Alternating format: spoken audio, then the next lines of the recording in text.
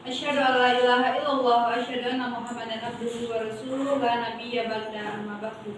Puji syukur marilah kita panjatkan atas hadirat Allah Azza wa Jalla, di mana beliau telah melimpahkan kasih sayang serta rahmat dan karunia-Nya kepada kita semua, sehingga kita telah dapat berkumpul pada agenda rapat kita pada sore hari ini. Salawat dan salam terlupa pula kita hadiahkan kepada Rasul junjungan iman Nabi Muhammad sallallahu alaihi wasallam. Allahumma sholli ala sayyidina Muhammad wa ala ali Muhammad. Baiklah rekan-rekan sekalian, pada agenda rapat kali ini kita akan membahas tentang manajemen kesiswaan, yang mana terlebih dahulu saya akan memaparkan sedikit mengenai materi tentang manajemen kesiswaan. Manajemen kesiswaan ini merupakan penataan dan pengaturan terhadap kegiatan yang berkaitan dengan peserta didik, yang mulai dari dia masuk sampai dengan keluarnya peserta didik tersebut dari suatu lembaga pendidikan. Manajemen kesiswaan bukan hanya berbentuk pencatatan data dari peserta didik, melainkan meliputi aspek-aspek yang lebih luas secara operasional yang dapat membantu upaya pertumbuhan dan perkembangan peserta didik melalui proses pendidikan di sekolah.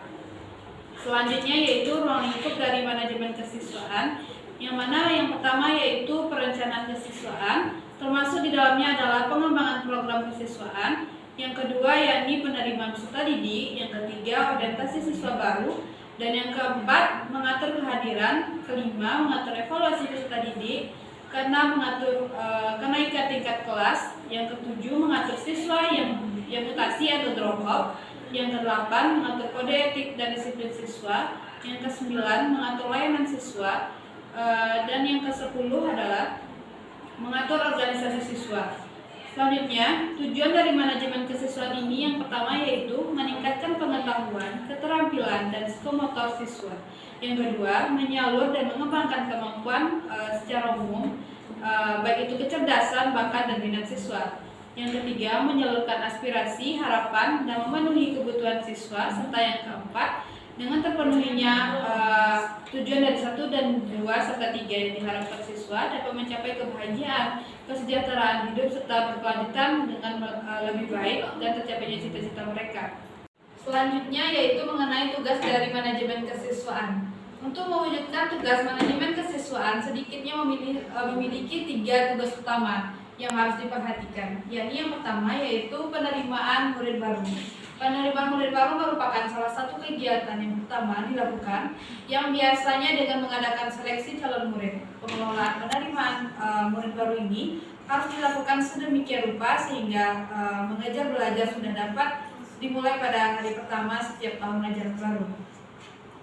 Selanjutnya yaitu pencatatan murid dalam buku induk.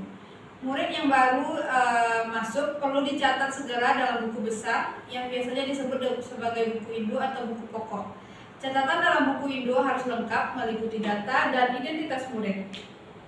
Selanjutnya yaitu tata tertib. Menurut instruksi Menteri Pendidikan dan Kebudayaan tanggal 1 Mei tahun 1974, yang mana tata tertib sekolah ialah ketentuan-ketentuan yang mengatur kehidupan sekolah sehari-hari dan mengandung sanksi terhadap pelanggaran. Pada dasarnya tata tertib untuk murid adalah sebagai berikut.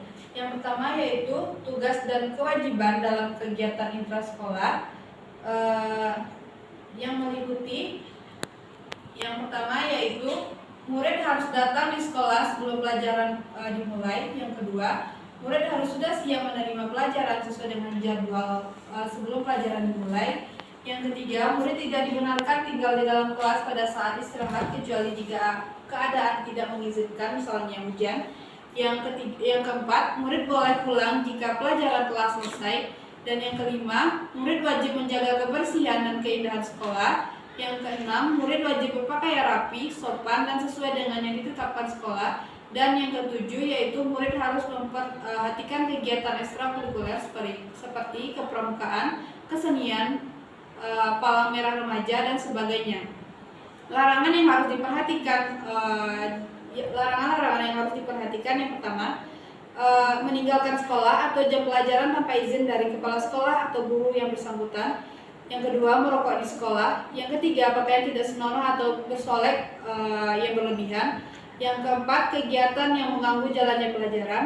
Yang kelima, sanksi bagi murid dapat berupa peringatan lisan secara langsung.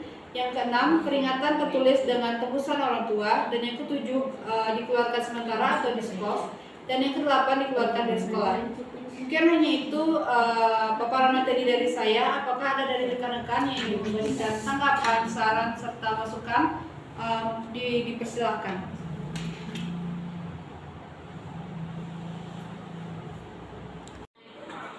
Izin memberikan tanggapan, Bu. Dipersilakan. Saya setuju dengan apa yang telah Ibu sampaikan. Mudah-mudahan berjalan dengan lancar hendaknya untuk kedepannya. Sekian saya memberikan kepada Ibu Kepala Sekolah.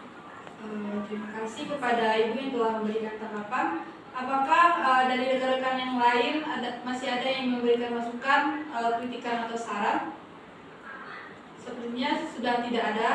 Mungkin hanya itu hasil rapat kita pada siang hari ini. Saya selaku kepala sekolah, jika ada kata-kata yang salah, mohon dimaafkan. Saya akhiri dengan Assalamualaikum warahmatullahi wabarakatuh. Waalaikumsalam warahmatullahi wabarakatuh. Audio Jungle.